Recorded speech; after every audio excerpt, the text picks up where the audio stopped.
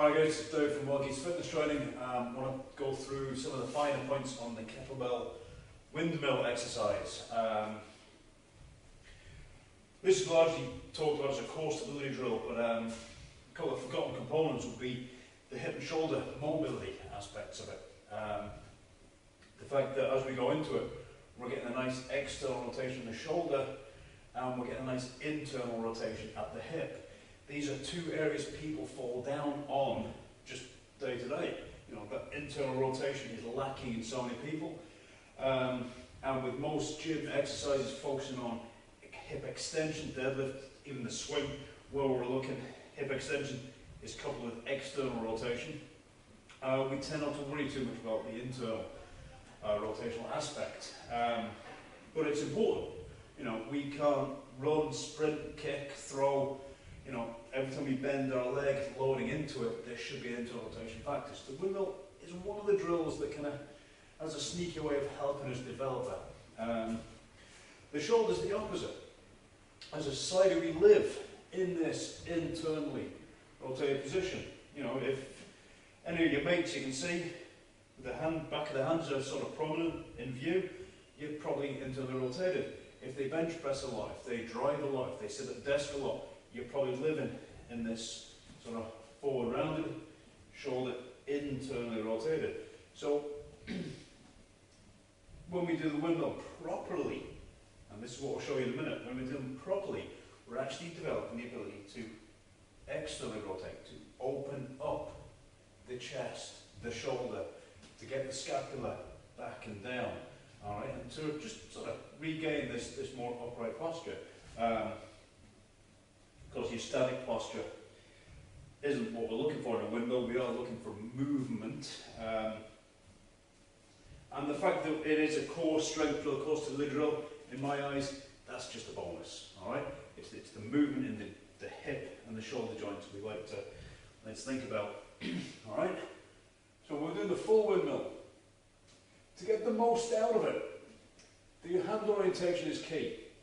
A lot of the time you see a windmill, when it goes into it, and you see the hand is turning, so the thumb starts to point forwards. You go into it, you get this happening. Okay? No good. No good in my opinion. Alright? You want to keep the palm of the hand forward, so the thumb is either going off in this direction, or better yet, slightly back. We're not cranking it all the way around, just slightly back. Now, when I go into this windmill, my hip goes off at that sort of 45-ish degree angle. Yeah. When I go in, you will see the shoulder is actually rotating in the socket as my body goes off this way. My arm is going the opposite way. Alright, we go into it. We're now getting an external rotation. We're getting a bit of a stretch. You'll feel the lats getting involved. Okay? You'll feel all these muscles down here get involved. The scapula's drop down. We're not going into here, the lats now, they're loose. Yeah? From here, you'll feel them engage. Alright? Nice and good. Alright? There, down, and up. Okay? Now, since we're focusing on this and keeping it there, don't let the hand change its orientation as you move. And the body rotates around underneath the belt. Alright? The hip then. So as I'm standing, there's my hip, there's my leg. Okay? As I go out, I'm closing up, I'm sitting into the crease here of the groin. Okay? With a lot of people, we've just lost the awareness of that. A lot of people just simply can't hinge at the best of times. Okay? So the windmill's not a good fit for those people to begin with, although it can help. But hinging straight back is a one-dimensional movement. Okay, it's simply sagittal plane. Yeah. When I add in the windmill type action, you're getting close to a three-dimensional movement. There's some lateral, some frontal plane. There's definitely sagittal plane.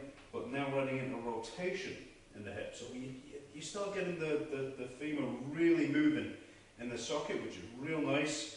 and it has a huge effect then loading up the glutes as we push out. Alright, weight in this leg, you can see the angle we're creating, we'll drive that out there. Alright, where do we see that in the real world? Outside of the gym, you see that when people land, change direction. Yeah. Generally we do the windmill with a fairly straight leg. We change direction, we're bending the knee. So what? We're training one aspect. But inward, internal rotation, and obviously external rotating out of it. All together, when we're here, I like to use this hand as a guide. We just slide down, back up. Okay, slide down. You see the hip closing, going off in that sort of 45. You see the shoulder is opening as the hip closes. There and back. And back. Alrighty. Windmill exercise. More to it than most people think. Really nice drill to do in your warm-ups. Just, simply with body weight, you'll find that as a nice stretch. With the light bells, but it's also well worth loading that movement up. I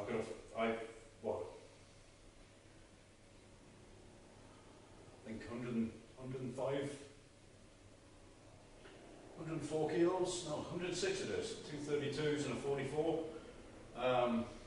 106 kilos is as big as I've gone on it. Usually it's a showing off lift, that's not a training lift.